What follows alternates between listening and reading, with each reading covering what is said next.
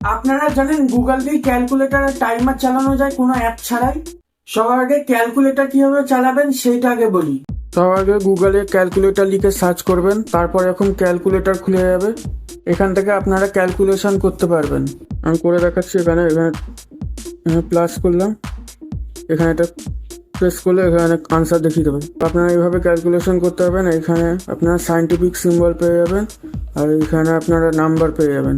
এইভাবে তো করতেই পারবেন, এছাড়া গুগল সার্চে ডাইরেক্ট লিখে আপনারা ক্যালকুলেট করতে পারবেন। এইভাবে এখানে লিখেও সার্চ করতে পারবেন, এখানে আনসার দেখিয়ে দেবে ক্যালকুলেটরে। এখানে আপনারা টাইমার লিখে এরকমভাবে সার্চ করবেন, এখানে টাইমার খুলে যাবে। এখান থেকে আপনারা টাইম সিলেক্ট করতে পারবেন। এইভাবে এখানে প্রেস করে আপনার এখানে স্টপ আছে, গিয়ে এখানে প্লে করলে টাইম শুরু যাবে। আপনারা মাঝখানে মাঝখানে স্টপ করতে পারবেন, আর আগের অবস্থায় নিয়ে যাওয়ার জন্য এখানে প্রেস করলে আবার আগের মতন চলে আসবে। এছাড়া আপনারা এইভাবে ডাইরেক্ট টাইম লিখে সেট টাইমার 3 মিনিটস করে এখানে সার্চ করলেও এখানে টাইম শুরু হয়ে যাবে। আপনাদের এখানে টাইম শেষ হয়ে গেলেও এখানে অ্যালার্মের ব্যবস্থা আছে, যেমন এখানে অ্যালার্ম বাজবে, দেখুন।